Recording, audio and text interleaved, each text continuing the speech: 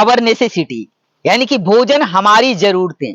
समझ गया ना, इसका मीनिंग क्या हुआ? फूड अवर नेसेसिटी का भोजन हमारी जरूरतें। तो यहाँ पर जो क्वेश्चन रेज होता है कि why food is essential for living organism, यानी कि भोजन को सभी जो लिविंग मतलब क्या होता है, जो जीवित जंतु हैं उसको भोजन की क्यों जरूरत पड़ता है।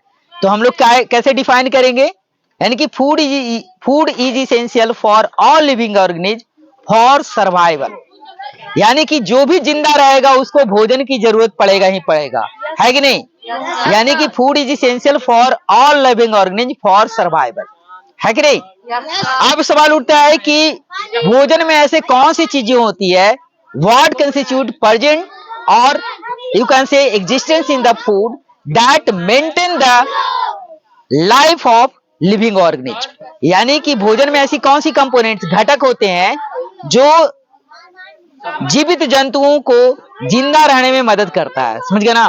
तो यानी कि फूड हैज डिफरेंट न्यूट्रिएंट्स, यानी कि फूड में क्या होता है, विभिन्न तरह के पोषक तत्व होते हैं जो हमारे शरीर के living organism, the body of living organism fulfil their different purpose. समझ गया ना? यानी कि हमारे शरीर के जो भी डिफरेंट जरूरतें होती है उसको कौन पूरा करता है, यानी कि कंपोनेंट्स ऑफ फूड, है ना? भोजन के जो डिफरेंट घटक होते हैं वही हमारे शरीर के जो डिफरेंट नीडेड होता है उसको क्या करता है जी, फुलफिल करता है।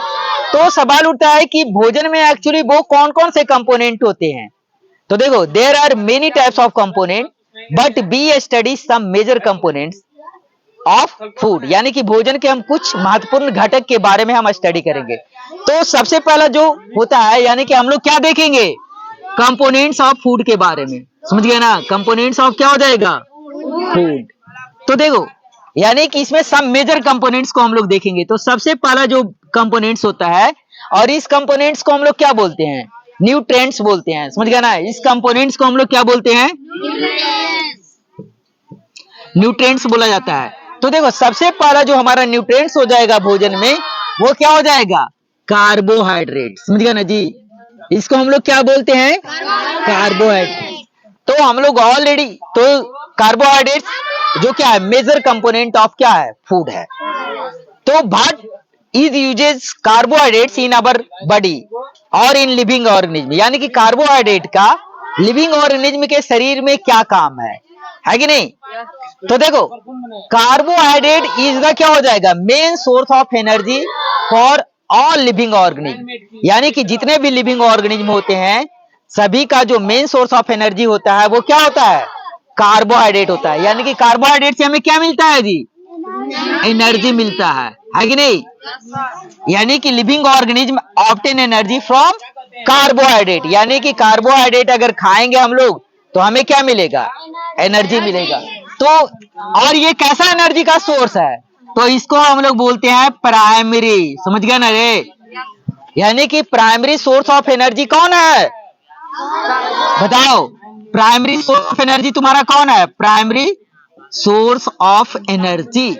यानी कि सबसे पहले अगर हमारे शरीर को जो एनर्जी मिलेगा वो किससे मिलेगा, कार्बोहाइड्रेट। इसीलिए हमें कार्बोहाइड्रेट की जरूरत पड़ता है ताकि हम रन कर सके, मूव कर सके, या डिफरेंट एक्टिविटी जो बॉडी परफॉर्म करता है उसके लिए जो एनर्जी चाहिए वो मेनली कहां से मिलते हैं, कार्बोहाइड्रेट से।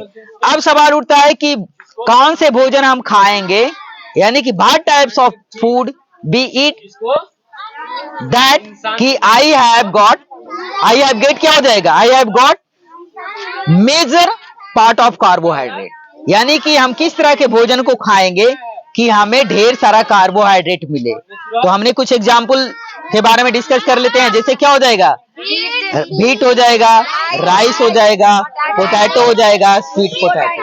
समझ गया ना जी?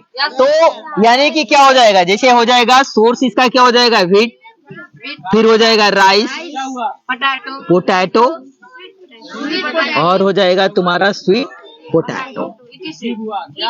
समझ गया ना जी, एक्सेट्रा। तो ये सभी मेजर कंपोनेंट्स है किसका, कार्बोहाइड्रेट का। और जब हम एक भोजन खाएंगे तो हमें कार्बोहाइड्रेट यानी कि सफिशिएंट अमाउंट में मिलेगा और हम अपने यानी कि एक्टिविटी को क्या करेंगे, परफॉर्म कर सकेंगे। यानी कि नॉर्मल रूप से हम अपने एक्टिविटी को परफॉर्म करने के लिए हमको सफिशिएंट अमाउंट में क्या चाहिए, कार्बोहाइड्रेट। समझ गया ना जी। अब हम लोग चलते हैं, मान ले कि कार्बोहाइड्रेट, अब सवाल उठता है कि क्या कार्बोहाइड्रेट को डायरेक्ट हमारा शरीर यूज करता है, तो नहीं। यानी कि अवर सेल या बोल सकते हो the body of living organism can not use directly carbohydrate. यानी कि हमारा शरीर जो है कार्बोहाइड्रेट का डायरेक्ट इस्तेमाल नहीं करता है। तो कार्बोहाइड्रेट का इस्तेमाल नहीं करता है तो फिर कार्बोहाइड्रेट का क्या यूज है, जबकि हम लोग लिख रहे हैं कि प्राइमरी सोर्स ऑफ एनर्जी। तो देखो यहाँ पर जो कार्बोहाइड्रेट होते हैं ये ब्रेक डाउन होते हैं। समझ गया ना जी। ये क्या होते हैं, ब्रेक डाउन। इसको हम लोग क्या बोलते हैं, ब्रेक डाउन। ब्रेक डाउन माने क्या होता है, टूटना। ये टूटकर किसमें बदल जाते हैं, ग्लूकोज में। समझ गया ना जी। यानी कि कार्बोहाइड्रेट टूटकर किसमें बदल जाते हैं, ग्लूकोज में। और यही ग्लूकोज हमारा एनर्जी का मुख्य स्रोत होता है। तो एनर्जी का मुख्य स्रोत कौन हो जाएगा, ग्लूकोज। इसी को बोलते हैं मेन सोर्स ऑफ, क्या हो जाएगा, सोर्स ऑफ एनर्जी। यानी कि कार्बोहाइड्रेट, अब कार्बोहाइड्रेट रहेगा तभी ना ग्लूकोज बनेगा, है कि नहीं। यानी कि ग्लूकोज कैसे प्राप्त होता है हमारे शरीर को, तो कार्बोहाइड्रेट। यानी कि कार्बोहाइड्रेट किसमें टूटेगा, ग्लूकोज में। और यही ग्लूकोज जब एयर के प्रेजेंट में, एयर माने कि ऑक्सीजन की उपस्थिति में, ये ग्लूकोज से क्या मिलेगा हमें, एनर्जी। इसलिए देखते हो क्रिकेट, जैसे अभी आईपीएल चल रहा है ना जी, तो आईपीएल में खिलाड़ी माने कि थक जाता है, तो जो 11th खिलाड़ी के अलावा जो खिलाड़ी 4 खिलाड़ी रेस्ट में बैठे होते हैं, वो ग्लूकोज का बोतल उठाएगा और दौड़ते दौड़ते हुए जो फील्ड में खेल रहा है उसको ग्लूकोज पिलाता है कि नहीं। तो ग्लूकोज क्या है, अब जैसे तुम जाते हो धूप से, स्कूल से जाओगे घर, तो धूप लगेगी नहीं तुम्हें, और धूप लगे तुम्हारी मम्मी थोड़ा देर बाद माने कि 10-15 मिनट जब तुम रेस्ट कर लोगे, उसके बाद तुम्हारी मम्मी ग्लूकोज घोल के पिलाती है कि नहीं। क्योंकि हमारा प्राइमरी सोर्स ऑफ एनर्जी क्या है, ग्लूकोज है, जो किससे मिलता है, कार्बोहाइड्रेट से। तो ये सभी को समझ में आ गया ना। और यही ग्लूकोज, चाहे वो बड़ा से बड़ा एनिमल है, छोटा से छोटा एनिमल हो, और वैसे ऑर्गेनिज्म जिसको हम आंख से भी देख ही नहीं सकते, वो सभी का एनर्जी का स्रोत क्या है। यहाँ तक कि मच्छर हो गया, हाथी हो गया, चींटी हो गया, मॉस्किटो हो गया, बैक्टीरिया हो गया, वायरस हो गया, सभी का एनर्जी का मेन सोर्स क्या है जी, ग्लूकोज ही होता है। तो ये समझ गया ना, क्लियर कट।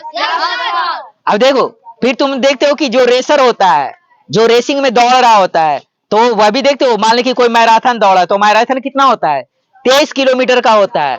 अब 23 किलोमीटर दौड़ेगा, या फिर देखते हो वो माने कि फास्ट मूविंग, फास्ट स्टेप में दौड़कर पूरा करता है, तो वो थकेगा कि नहीं। तो बीच बीच में 2 किलोमीटर या 3 किलोमीटर पर हर एक पर जो आदमी खड़ा रहता है और उसको क्या पिलाता है, ग्लूकोज। क्योंकि अगर तुम दौड़ते हो, तुम खुद ही दौड़ो, अगर तुम खेलते हो, दौड़ते हो, तो तुम नाक से भी सांस लेना शुरू करते हो, मुंह से भी सांस लेना शुरू कर देते हो। क्योंकि जब हम दौड़ते हैं तो हमें तेजी से क्या चाहिए, एनर्जी चाहिए। तो एनर्जी कब मिलेगा, जब हमारे बॉडी में क्या रहेगा, ग्लूकोज रहेगा।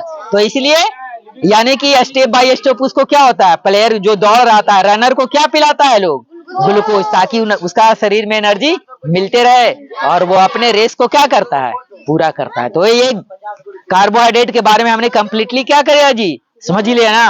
अब चलते, तो ये पहला कंपोनेंट तुम्हारा क्या हो गया, कार्बोहाइड्रेट। अब हम लोग देखेंगे दूसरे कंपोनेंट को, समझ गया ना, यानी कि हमारा दूसरा कंपोनेंट।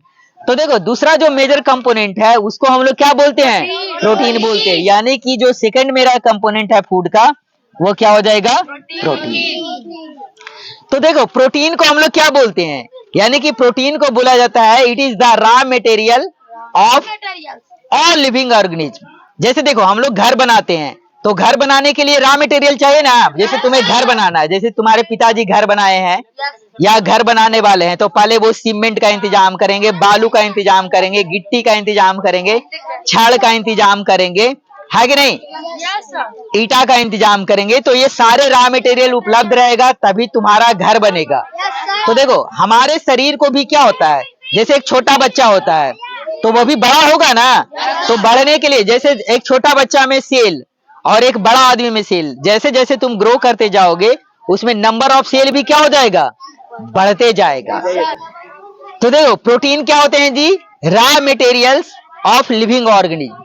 यानी कि जितने भी लिविंग ऑर्गेनिज्म होते हैं उसको रॉ मटेरियल के रूप में क्या चाहिए, प्रोटीन। तो रॉ मटेरियल का क्या काम है? निर्माण होता है। रॉ मटेरियल से हम लोग क्या करते हैं?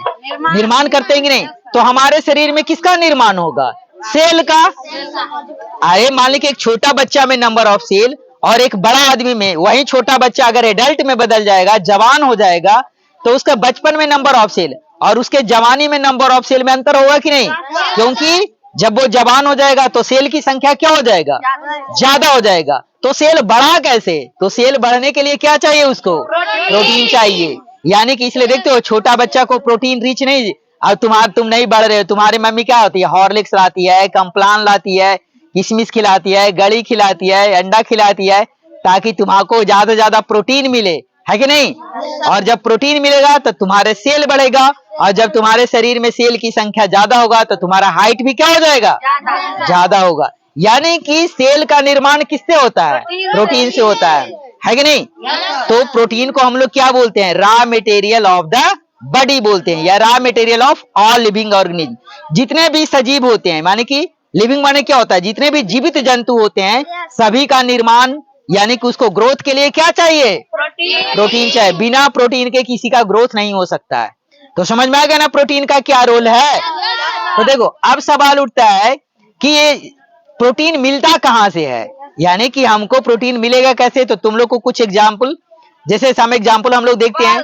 तो प्रोटीन हम लोग को कहाँ मिलते हैं? जितने भी दलहनी चीज है, जैसे दाल वाली चीजें हैं, जैसे मान लीजिए तुम्हारा हो गया मसूर, हो गया मूंग, हो गया चना, हो गया, है ना जी, ग्राम। तो और क्या हो जाएंगे? ये सभी जो तो हो जाएगा पल्सेज, यानी कि डिफरेंट टाइप ऑफ पल्सेज हो जाएंगे, है कि नहीं? फिर तुम्हारा और क्या हो जाएंगे? मिल्क हो जाएगा, है कि नहीं? मिल्क हो जाएगा, एग हो जाएगा, फिर तुम्हारा क्या हो जाएगा? मीट हो जाएगा, है कि नहीं? यानी कि एक्सेट्रा। तो ये सभी चीजें से हमें क्या मिलता है? प्रोटीन मिलते हैं। और जब प्रोटीन मिलेगा तो तुम्हारा ग्रोथ भी क्या हो जाएगा? सफिशिएंट होगा। नहीं न्यूट्रिशन, जैसे देखो, जैसे अफ्रीका वगैरह के कई ऐसे देश हैं जहां पर काफी गरीबी है, जैसे चाड़ वगैरह, वहां पर देखते हो छोटा बच्चा भी एकदम ओल्ड मैन की तरह दिखता है। क्यों? उसका माने कि आंख धसा हुआ रहेगा, एकदम चेस्ट, एकदम स्किन ब्रिंकल हो जाएंगे। तो क्यों होता है वो सब? क्योंकि उसको बैलेंस यानी कि सफिशिएंट भोजन नहीं मिलता है, तो सफिशिएंट प्रोटीन भी नहीं मिलेंगे, तो हमारा सेल का ग्रोथ भी क्या हो जाएगा? यानी कि वेल डेवलप नहीं होंगे, तो हमारा माने कि स्किन क्या हो जाएंगे? हमारा स्किन में जो चार्मिंग रहेगा वो गायब रहेगा, तो हम कैसे दिखेंगे जी? बूढ़े की तरह दिखते हैं। समझ गया ना जी? तो प्रोटीन कहां से मिलता है तुमको? पल्सेज, मिल्क हो गया, एग हो गया और मीट हो गए। तो ये सभी से हमें प्रोटीन मिलते हैं। और प्रोटीन किस लिए जरूरी है? तो हमारे विकास के लिए। और हमारा जैसे हड्डी उड्डी टूट गया तो वो जुटेगा किसके उपस्थिति में? जब हम प्रोटीन रिच भोजन खाएंगे तब हमारा हड्डियां भी जुटता है कि नहीं? तो हड्डी भी जोड़ने में कौन मदद करेगा? प्रोटीन मदद करेंगे। समझ गया ना? तो ये था तुम्हारा कार्बोहाइड्रेट और प्रोटीन के बारे में। नेक्स्ट जो हमारा कंपोनेंट्स है उसके बारे में हम बाद में चर्चा करेंगे।